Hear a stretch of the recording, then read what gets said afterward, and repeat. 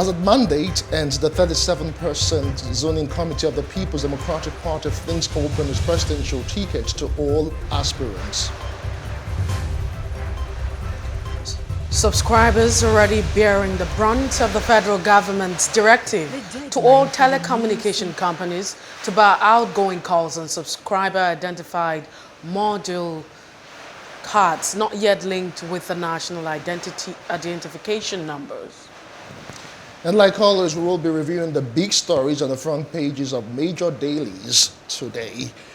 Good morning, this is The Breakfast on PlusTvAfrica. I am Justin Akadonye. And I am Messi Boko. It's good to be part of this show this morning.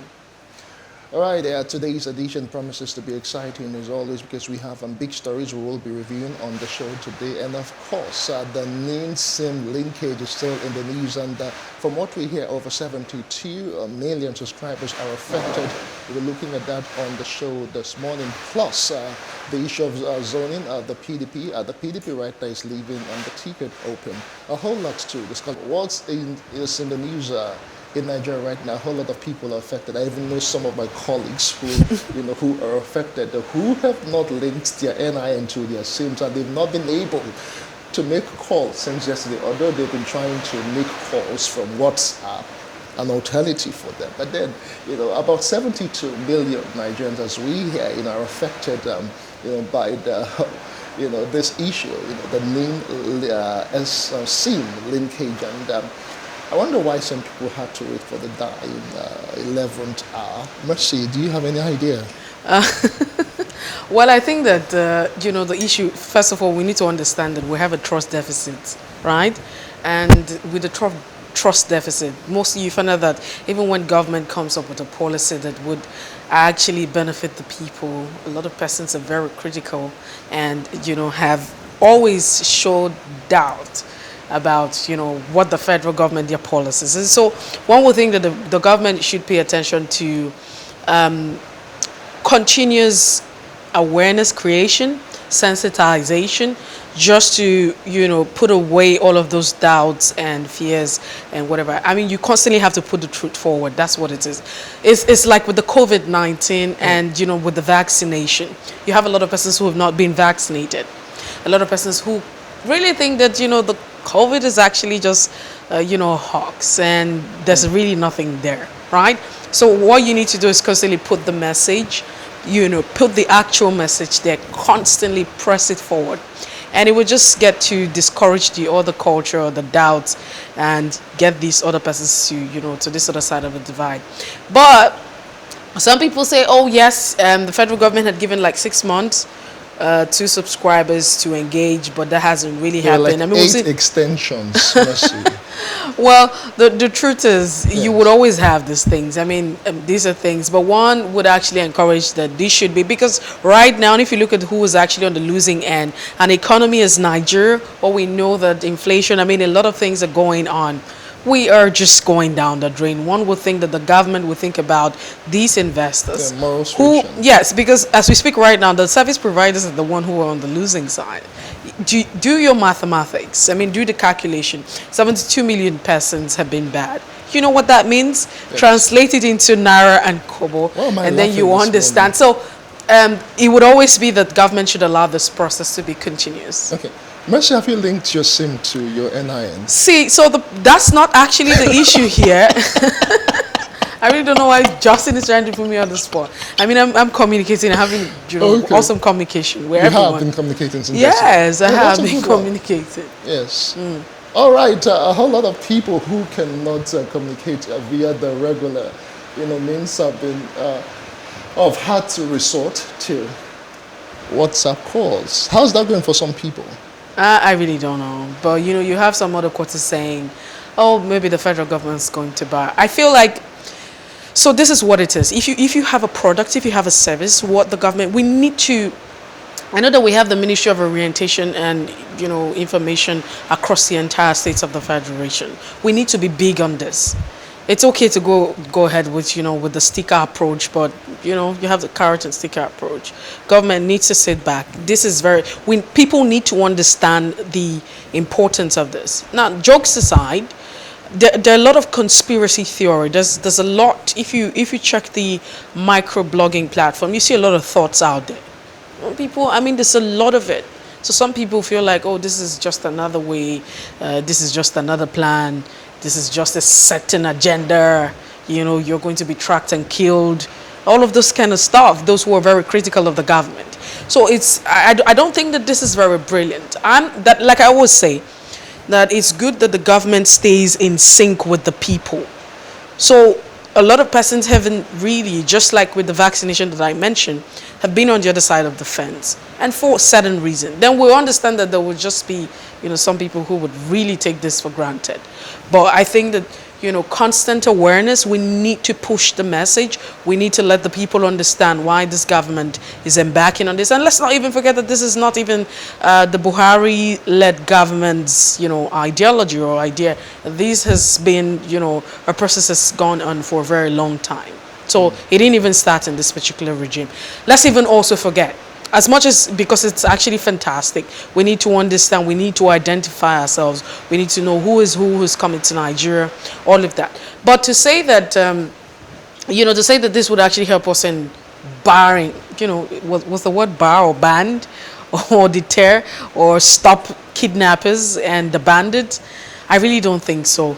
Because we need to understand that we're not in a conventional war, and because we're not fighting the regular war, then these persons are already thinking ahead of the box. They already understand how your actions and your moves are going to, what the next action you're going to take as a government. They know what you're going to do. They can predict all of this, and so they'll be acting a step ahead. We live in an era where, technology is on top of the game. As we speak, there are apps that you can make calls with without being registered. All you just need to do is have internet connection. You just have your internet connection. You have access to, the internet or data, however you want to put it. And then you can make this call. So we need to think outside of the box. Yeah, well, before we just leave this particular issue, just, a public service announcement here to all Nigerians. The federal government is actually giving the directive, and I think in as much as, the whole reason, some people might want to argue about why this is done, how some things have not been felt or seen. But at the end of the day, it will better the lot of every Nigerian. So if you're out there and you are yet to link your SIMs to your NIN, please do so. I'm sure a whole lot of people have been going through a whole lot of discomfort since yesterday.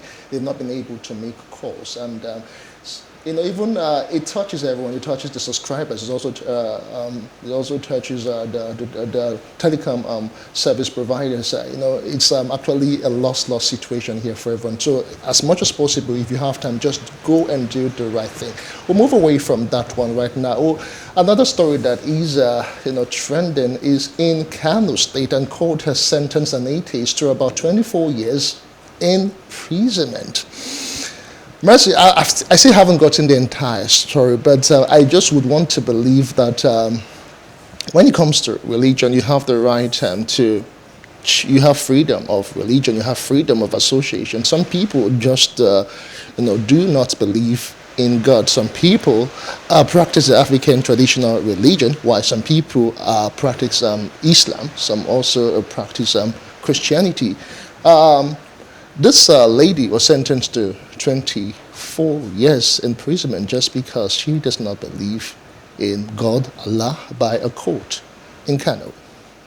So we actually know that, there's this thought that was put out as regards the issue of blasphemy, right? And yes. Mubarak Balar has been sentenced to 24 years.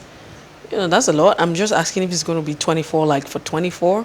The way we would count it, 1, 2, and 24. 24 is 24, or maybe it depends on when the case I'm started. really sorry. I don't understand what that 24 means. But is it really 24 like 24? 24 as in 2-4. Yeah. It's a long time. Lot, right. That's a lot. But the Constitution of the Federal Republic of Nigeria, it's very apt, with the issue of blasphemy. So blasphemy in Nigeria, you find that you have the issue of a two-system kind of, so you have the secular, which talks about the customary, and it is actually very explicit. If you look at section 204 of the Nigerian Criminal Code, which titles it, false accusation on religion, not, particularly the way it was being said. But the Constitution is also very apt about the issue of blasphemy. And as much as it's okay to say, because I haven't seen that post. First, the argument was that he posted. I haven't really been trying to check out what exactly was posted April the 28th in 2020, because according to the reports, this post that was made caused a lot of confusion. I mean, it caused a serious issue in Kano at the time. But if you talk about religion and the right for people to associate and belong to any religion, the Constitution also guarantees that. But the law also talks about the issues of blasphemy. And so you want to talk about the the secular and talking about the customary, which is enshrined, because the 1999 Constitution allows, space for the Sharia law and what have you. And so you look at that in the Criminal Code 204, which talks about blasphemy, right, speaking against a certain religion and what have you. But like I mentioned, I haven't seen what was posted by Mubarak Bala.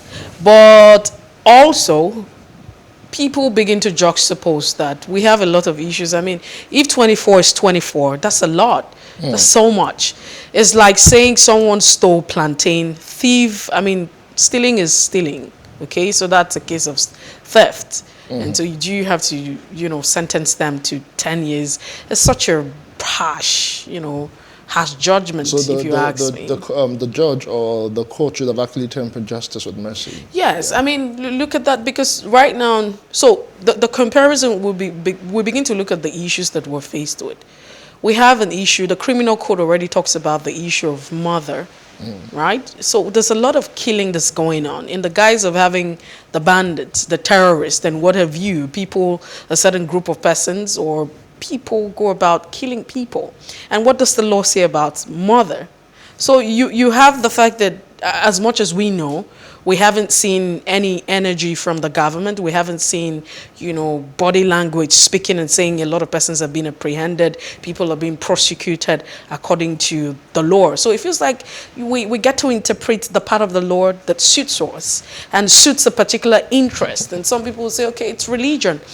And it's quite unfortunate. So yes, as much as, the issue of blasphemy has been captured by the law, we understand all of that. But looking at the judgment that's been put out by the Kano State, court, it's really a harsh judgment.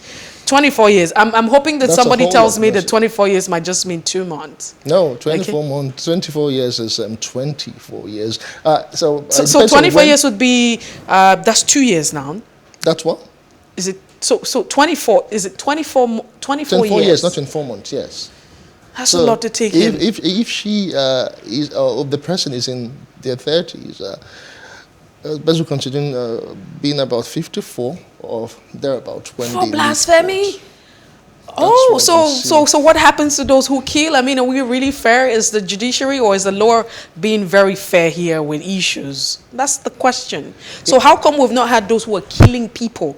You don't understand this. A group of persons are killing. What is the law doing about this? How come one would say the judiciary will not wake up? I mean, the judiciary will be faced with what it has, right? So if you don't bring a case before the judiciary, there's really nothing they can do about it. Okay. And so the cases before, the courts would be what they would actually, they can't actually bring the case to themselves. But you have the executive arm of government, right? And so the issue of policing, why are we not arresting? How come we haven't gotten to that point? Quite sad.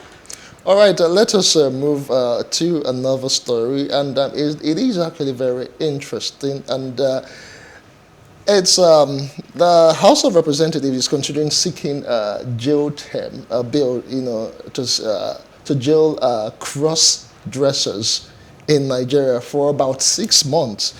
So when I read that story, I had to go on Twitter, and names were being mentioned. I don't know if I have the right to start mentioning names, but if you go, Twitter is awash with several names who are influencers on social media and who cross-dress and they risk 6 months jail term. Some people might say it is for entertainment, whatever their reason is, but the House of Reps is considering a bill, and to, Why are you laughing? The fact that you can dress however you want to dress as long as you're not hurting anybody. Good. Mercy. So for me, I think it's a waste of time. I mean, our lawmakers have totally wasted time. It just shows that there's a big disconnect with what's going on in the country. I don't know if they live in this space. Cross-dressing, I really don't know how that's a problem. I don't know how that has affected our polity. I don't know how that's a problem of security. Like you have mentioned, as long as it doesn't threaten, the peace and unity and, Nigerians, it doesn't threaten any life. It doesn't threaten our existence as a country. It has not mothered anyone. I really do not know if that should be paid attention on that. Yeah, so I'm really, to say the least, is that I'm disappointed that you would have our lawmakers, the Ninth Assembly, sitting down and considering putting up a bill. To really, jail really. cross-dressers. Oh no, we need to move away, Justin, because Right. I'm really short of words, but the word exactly this is a misplaced priority. Totally misplaced. There are a lot of things that if we pay attention to, I'm not sure we'll get to this point that we are, not to make an excuse for it, but like we have looked at it naturally. You ask yourself, cross-dressing. So for instance, if I decide to dress like a boy, we have lots of tomboys and tomboys. Yes. So, if I decide to dress like a boy now, typically dress like a boy and act like, dress like a boy. Have I mothered you? How does that threaten our existence and how does that cause harm to you? So that's the question we should be asking. Amongst all of the issues that Nigerians are faced with, this is what we should be considering. So I think that we can do better as a nation, and I believe in the Ninth Assembly. Imagine, message all dressed up with face cap, with hoodie, and that's going to I know you have always been very dramatic, but we need All right, we'll take a break. When we return, a whole lot more to expect. We'll be going off the press to review at the front pages of major dailies in a moment. It's still The Breakfast on Plus TV Africa. Do join us again.